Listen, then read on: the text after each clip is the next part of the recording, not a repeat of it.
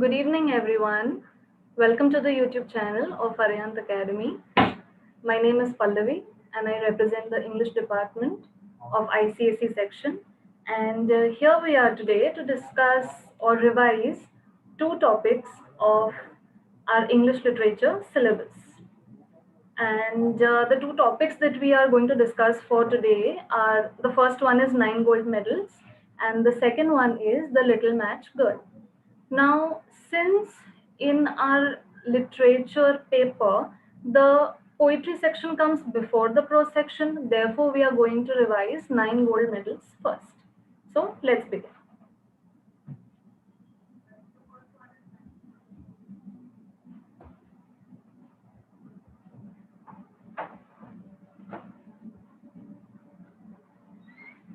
All right. So, we're discussing the 9 gold medals today first, which is a poem by David Roth. Let's have a look at the synopsis first of all. Now, the title 9 gold medals, when we say 9 gold medals, it makes us think as to how 9 gold medals are possible, because in any particular event that we talk about, there's only one gold medal that is for the person who comes first in any given event. But here our title says 9 gold medals. So by the end of the poem, we'll see as to why this has been given as the title 9 gold medals. Let's talk about first what this event was all about. So, 9 gold medals is based on a particular event. The event was Special Olympics. As you can see, it has been highlighted over here. Now, what is Special Olympics? Special Olympics is for the differently abled people who participate in the various events of these Special Olympics. So, the poem begins with the description of the athletes, where they had come from various countries, and just like any other athlete, they also had trained for weeks and months to compete for the gold, silver, and bronze medals. Now, these gold, silver, and bronze medals stand for the first, second, and third positions, respectively. Then, just like any other event, here also there were spectators, there was an audience who was obviously very enthusiastic about the events that were taking place that very evening, that very day. Okay, so the final event of the day was the 100 meters race. So, just like any other event, the loudspeakers called out the names of the participants. The participants appeared. They were waiting for the signal, for the pistol fire, which was their signal to start the race. And just when the pistol exploded, the pistol was heard, that is when the 9 athletes started running. But something very unfortunate happened the moment the race began. Now, the unfortunate event was this, that the youngest athlete, there were 9 athletes who were taking part in the final event of the day, which was the 100 meters race. And the youngest of the 9 suddenly stumbled. The race had just begun. And this youngest athlete stumbled, staggered, and he fell on his knees to the ground. Obviously, any athlete would feel really frustrated with such a thing happening. So he also was quite frustrated. He gave out a cry of frustration, and his mental pain was more than the physical pain. Of course, when you fall down, you get hurt on your elbows, on your knees, and he fell on his knees. So he obviously must have been really very hurt physically as well. But his mental pain was more than the physical pain. Why was that so? Because his dreams were dashed in the dirt, the same dirt where he had fallen in. Okay, now something very unexpected happens. Just like there was an unfortunate event that took place of the youngest athlete falling, here something very unexpected happens.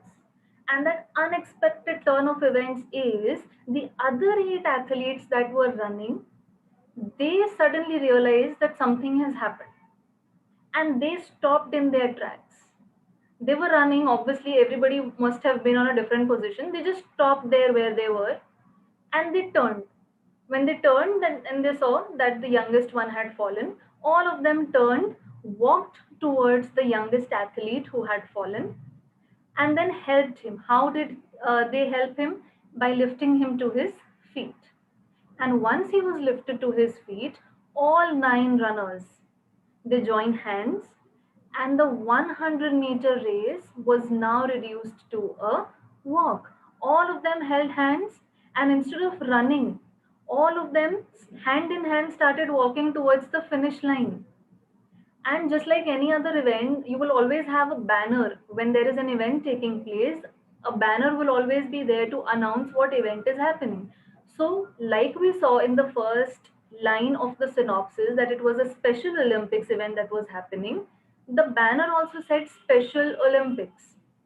So the banner was right above them. The 9 runners, they crossed the finish line holding hands, and the banner did not convey as much as the 9 smiling faces did, because the Special Olympics had really become a special one because each one of them was awarded with a gold medal. Now, why did this happen? Because the authorities also realized that these contestants, these participants, they showed empathy. They did something different, because in general, what would anybody must have done? They would have run ahead thinking that they had one competition less. But they did not do so. Rather, they realized the pain that this fallen athlete must have been going through, which is why they did not think about competition, they thought about healthy competition. So, this was the synopsis. It's a really short poem and a very nice one also. And now, after any given poem is completed, it does not end there. There are various other aspects that we need to explore. So, the first aspect that we are going to explore will be the themes. So, every given poem has a theme to it. Here, these themes I just mentioned earlier also, the basic 3 themes that we see. The first one being empathy, the second, selflessness, and the third is compassion, kindness. So the 8 athletes showed all of these 3. They were empathetic towards the fallen athlete. They were selfless. Why? Because they did not think about themselves only, rather, they thought about the dreams of the fallen athlete as well. And they, of course, showed compassion also. They were kind enough to help the athlete and not just run their race and win it. So these were the themes. Then we have the message. So mostly all poems, they convey some message also, and here the message that is conveyed is that one should have the spirit of healthy competition and true sportsmanship. A true sportsman is only the one who thinks about others as well and not about only winning for himself or herself. Just like the 8 other athletes, everybody had trained really well. Everybody had put weeks and months in training. Of course, they wanted to win. And who knew? After this act of walking hand in hand, who they did not know whether all of them would be given 9 medals or no, 9 gold medals or no, but they did, because the authorities realized they saw something really different which had never happened till then. Then comes the significance of title. Like I began in the very beginning, that why is the title given as 9 gold medals? That is because these 9 gold medals symbolize the victory of human values. All these empathy, selflessness, compassion, they're all good human values which everybody, not even sports people, but only all the human beings must inculcate in themselves. And that's exactly what the 8 other athletes also did. And the last bit of the poem is the rhyme scheme and figures of speech. Now, talking about the rhyme scheme first, rhyme schemes are usually the same, like rhyme schemes are found stanza wise. So, for the rhyme scheme, we find the rhyme scheme to one stanza and then we check the rest of the stanzas whether they follow the same pattern or no. But this is one such poem where all stanzas will follow something different. There is no particular rhyme scheme that we can say that yes, all the stanzas follow the same. So there is no set rhyme scheme for all the stanzas. And the figures of speech, of course, are very important. Some of them, which have been listed here, are alliteration Alliteration being the most common figure of speech that you will find in all the poems. Repetition, especially for the last two lines of the poem, which are repeated just for greater emphasis. And inversion has been used. Inversion is also one of those figures of speech that have been used in certain lines of the poem. So this was all about 9 gold medals from the poetry section, which in an 80-mark paper will come for 16 marks. If we talk about an 80-mark paper, it will come for 16 marks. And the breakdown of those marks would be, there will be 5 questions. First 4 questions of 3 marks and the 5th question of 4 marks, which comes down to 16. Okay. Now we move on to our next topic, which is the Little Match Girl from the prose section. Now, the Little Match Girl has been written by Hans Christian Andersen, and to understand any story, we must understand the setup or the setting of that story. So, in the very first paragraph of the story, you have the setting given in the textbook. The first thing that we come to know is it is New Year's Eve. New Year's Eve meaning it is the night of 31st of December, which is obviously the last evening of the year. It's obviously very cold because it is winter season. There is snowfall that's happening. And since it is night time, obviously darkness was gathering slowly and slowly. It was becoming extremely dark. Now, in any given story, the characters are very important. And in this particular story, there is only one character that we have, which is our protagonist, our title character. Protagonist meaning main character or central character, which is the Little Match Girl. Now, the most intriguing part about this is that the Little Match Girl has not been given a name. And there is a reason to it. The reason is that the Little Match Girl is the one who represents the weaker section of society. She's a really poor girl. She's a little girl, as has been described. She's a little match girl. Match girl meaning the one who sells matchsticks. Okay. And a little bit about her has been described, where we are told that since there was snowfall happening, she has golden hair, which looks very nice. And then the snow was also settling on her hair, but then she does not care about her looks. The reason for that is that she does not belong to that section of society where she can think about her looks and be happy about it. Because she has to focus mainly on her day-to-day survival, for which she is there out on the streets on New Year's Eve. So, as the title, which is there on the screen that you can see, the protagonist of our story is a picture of misery. She is in a really miserable condition. This is also one of the most important questions which is asked often in papers, is how can you say that the Little Match Girl is a picture of misery? So there obviously we have so many points that we can write, and when I say points, obviously in English papers we never write point wise. Everything is written in paragraphs, but by points I mean keywords. Like you all know, keywords are very important to be used, be it drama, poetry or prose. We need to pick keywords, that is important words from the text, and we need to write them in the paper using our own language and grammar, of course.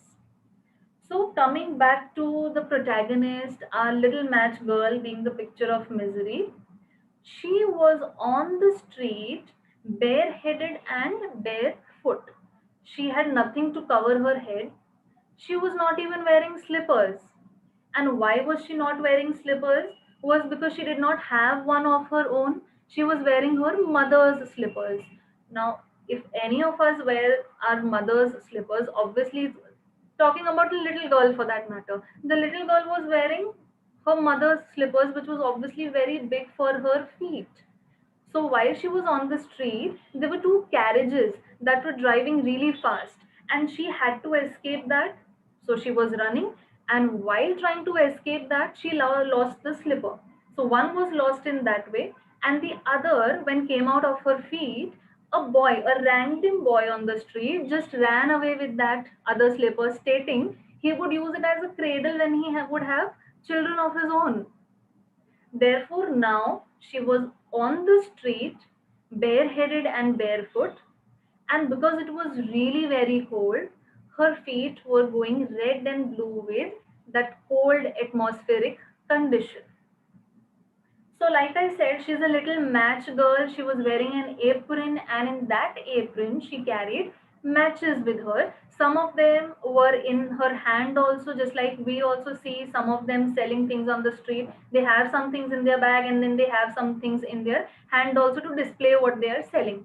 Similarly, the little match girl also was holding some of the matches in her hand, but what had happened was that very day she had not sold a single match, which resulted into not earning a single penny all day. So she was shivering because of the cold climatic conditions, and she was hungry also because she had not earned anything that day. She had nothing to eat, nothing to feed herself with, but she kept walking. Why did she keep walking? Is because she did not want to go home. The reason being, if she went home without any money, her father would surely beat her. And obviously, she did not want that. And as far as the cold climatic conditions were concerned, it would be the same at home also, because her home also just had a roof which had the largest of holes filled with rags and straw, and because of that, the wind could easily whistle through them. So, for that reason, going home and getting beaten by her father was not as good an option as staying on the street and then selling matchsticks or just finding a corner to huddle in. So, she finally finds a corner where she can sit, she can warm herself. Where was that corner? It was a corner which was formed by two houses. So she just huddles there. It's like when we also feel cold, we try to gather ourselves completely to warm ourselves. Similarly, the little match girl also tries to do the same because her hands were going quite numb with cold. So she sits there, and this is the first half of the story where we are given a detailed description on the poor condition of the little match girl. The second half of the story is where she's trying to warm herself. One by one, she strikes the matches that she has to warm herself, and each time she strikes the match in the warmth, in that flame, she sees a different beautiful vision each time. Okay, so let's begin with the first vision here. So she was trying to warm herself, huddled in that corner. Since she had the matches with her, she got an idea. She thought, why not I strike one of those matches and then just warm myself with that? So she strikes the first match against the wall in front of her, and that very amount of light or flame or fire that was present, that started giving her warmth, and she actually felt like she was sitting in front of a great iron stove with polished brass knobs and ornaments. So the fire kept burning beautifully, it gave her some really nice warmth, and she was just starting to stretch her feet to warm her feet also because her hands were numb. But that had come back to normal because of the matchstick that she had lit. So she tried to warm her feet also, but then it's just a matchstick. No, everybody knows for how long will it last. So by the time she started stretching her feet to warm them, the match went out, and obviously the stove also vanished, and she was sitting just with that burnt matchstick in her hand. Okay, so these are all her imaginations. These visions are not the ones that are actually happening. These are all her imaginations, all the things that she really wants. So why did she feel about this warmth and great iron stove? Because she was feeling cold, and what she wanted was warmth. The stove was the only thing that would provide her warmth right now, so she felt like she was sitting in front of an iron stove. So this time the match goes out, and she does the same thing for the second time, which we have for which we have a second vision now. So she once again strikes another matchstick, And this time the light falls upon the wall in front of her, where the wall suddenly becomes transparent. She can actually see through. Okay, what she could see inside the room in front of her was there was a shining white cloth which was spread on a table. There was beautiful crockery on that table. Okay, that china was the crockery was of that was china crockery, and in the center of the table was a roast goose which was stuffed with prunes and apples, and it was obviously steaming deliciously because it was New Year's Eve, so obviously people are celebrating. She has seen all these things. She has seen a lot of things before on the street. She has seen people celebrating. She could smell the food also. She is hungry, but she cannot afford that food, which is why she sees this as her second vision. So what she imagines is that the goose is now hopping down from the dish and waddling across the floor. It's walking with great difficulty. It's coming towards her. Though it has the carving knife and fork in its back, it's still walking up to the girl. Why is this happening? Because she is imagining. She is hungry. So she is imagining that the goose is actually coming towards her so that she can eat it. But then obviously the moment she is imagining that the goose is walking towards her, the match goes out, and even before she can catch hold of it in her imagination, the match goes out. Obviously the wall appears in front of her once again, and she is left with nothing but the cold thick wall in front of her and the burnt matchstick yet again. So this is her second vision, where she imagines the goose hopping down from the dish and coming to her so that she can consume it. Coming to the third vision now. So once again, she strikes the match, and this time she sees herself sitting under the most beautiful Christmas tree, which was much larger, much lovelier than the one she had seen last year. So she's never celebrated any festival properly, and last year she must have seen through the glass doors, not even in front of her, she's seen it properly. Through the glass door of the rich merchant's house, she had seen a very beautiful Christmas tree. And this time, because she also wants to celebrate, no, she's just a child. And all the children want to celebrate festival. They don't realize what economy and all these things refer to. They just know that they want to have fun. And she is the one who's suffering in the atmosphere also. She is the one who does not have food to eat. She is the one who is not able to celebrate festivals as well. So now the third thing that she imagines is, in the flame, she imagines that she is sitting under the most beautiful Christmas tree, and this is much better than the one she had seen in the merchant's house last year. And obviously, since it is a Christmas tree, it has to be decorated. It has to be nicely lit up with candles that are lighting up, obviously, the green branches. How beautiful it looks. We all know, we've all seen Christmas trees, how beautifully they are decorated. And there were various colored, gaily colored balls that were looking down upon her. This time again, she tries to reach out to that with both her hands. But the moment she reaches towards the Christmas tree, because it's a figment of her imagination, the match goes out once again, which brings her back to reality where the Christmas tree is not there anymore. But all those candles, the tree is not there, but those candles on the Christmas tree start rising higher and higher now. They go up in the air and they get converted. They turn to bright stars. And when she sees the sky lit up with stars, she sees that one of the stars is falling. And when it's falling, it's obviously streaking the sky with light. Now, something very interesting to notice here is that when the little match girl sees that this star is falling, she remarks the sentence that has been highlighted here on the screen that you see. Now, someone is dying. This is a quote from the textbook itself. Why is it really very important is because we are told about her grandmother here. We have never known about her grandmother. We have only been told about her father, who obviously was not good to her. He used to beat her. So she obviously did not have a very good relation there. But her grandmother was the only one who loved her the most. But she was dead.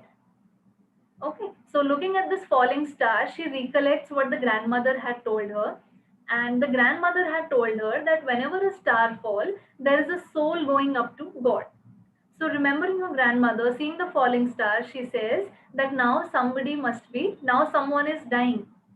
But the irony here is that she does not realize that actually she is the one who's in the dying process because of the cold, because of hunger. So this time again, she lights another matchstick. This is the fourth and the final vision. And this time in the glow, she sees her grandmother in front of her. She was looking so kind, gentle, loving. And like I said, she was the only one who had been really good to her. She was the only one who loved the little match girl the most. But obviously, she was dead, so the little match girl missed her grandmother a lot. So the girl, on seeing her grandmother, asks her to take her along with her. She says, Granny, please take me with you because I know that when this matchstick goes out, then you also will disappear, just like the warm iron stove, the lovely roast goose, and the great glorious Christmas tree disappeared. And after saying this, because she knew that the matchstick might go out anytime, she lights half the packet, the rest of the matches that she has in the packet, she lights all of them together. And you can obviously imagine how, if you're lighting multiple matchsticks at the same time, it will obviously give a really bright blaze. So this blaze was brighter than broad daylight, and in this blaze or in this light, the grandmother takes the little match girl in her arms because this is where the girl dies due to cold and hunger. And the both of them, the little match girl and the grandmother, now fly high up towards glory, towards joy, and they were in a really happy space now. Why were they in a happy space? Because they knew neither cold nor hunger. Why? Because they were dead now. Therefore, they were not feeling cold, they were not feeling hungry, and both of them had been so good in their life that they were with God now. So, this is the fourth vision and the most beautiful vision that the little match girl sees. And this is where she loses her life also. Like I said during the third vision, the when she says, now someone must be dying. So she is the one who is in that dying process where she does not realize. So that's quite ironical when she says, now someone must be dying. It is actually she who is dying.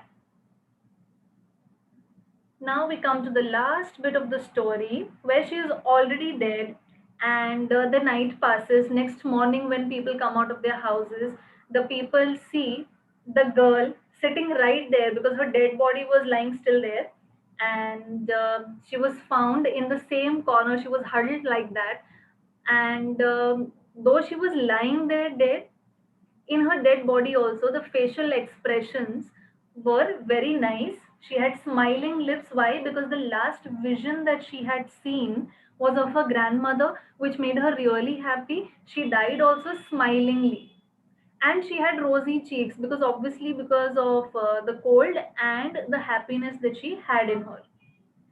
And she was frozen to death on the last evening of the old year. So whenever we welcome new year, there are new resolutions that we make. It's a new beginning for everyone. For the little match girl, this new beginning was what was a very happy life. She was leading a very sad, very sedentary life till the time she was alive. So she was much happier after dying, which is why it is said that even in death, she was lying with rosy cheeks and smiling lips. And the people did not know anything about the little match girl. For them, she was just another street girl, you can say. So but when she was lying dead, that half a packet that had been burned, in the end, what she lights is half a packet she burns together, she lights together, and that was still in her hand. She was holding it in her fist. Okay, so the people had seen, and then they remarked that she was trying to warm herself from the cold climatic conditions. But then they did not know. They might have felt sympathetic towards her, but they did not know what beautiful visions she had seen before dying, and how gloriously she had entered in the gladness, in the joy, in the happiness of a new year with her grandmother, which was heavenly joy for her. Okay, not everybody likes to die, but then the little match girl found peace, found solace in dying, One, because she left behind her sad life, and she was with her grandmother now, who was the only one who had ever loved her. So she was really happy. And on this note, the story concludes. Okay. Now, just as we explored different aspects of 9 gold medals, we have to do the same thing here. So let's begin with that. The first thing that is that exists in every given story or poem is the theme. So two major themes that we have here. The first one is untold suffering of the poor. Now, what is this untold suffering of the poor? Like I said in the very beginning of the story, the little match girl represents the weaker sections of society. So all these poor people who are really not well to do, who lead such a poor life, they go through a lot in their lives, and nobody actually realizes all the things that they are going through, which is also a grim, very serious struggle for existence. On a day to day basis, they have to struggle, just like the little match girl. On a day to day basis, she has to sell the matchsticks so that she can carry some money, take it home, give it to her father. Otherwise, he would have beaten her. Being scared because of that, she did not go home and then lost her life. So this is the grim struggle that these weaker sections of the society or the poor people have to go through, just like we see through the character of the little match girl, where nobody realizes, everybody is busy and happy in their lives. Nobody thinks about these people who have to struggle on a day to day basis to make both ends meet. Okay. So related to that only, we have the message which is being given through the story, that one, all of us for that matter, we must develop a charitable outlook for the betterment of society. It's all about helping your brothers, helping people that exist around you. If somebody is not that well off, what can you do to help them? Just like the little match girl here, everybody was celebrating. Nobody even had a look at the little match girl to think that this young girl, she is not in a good condition. She's not even wearing slippers, so might as well help them. Especially during festivals, the affluent must reach out, help the less fortunate brothers.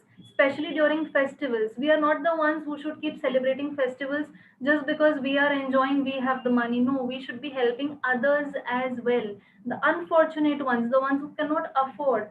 That's how we can spread happiness.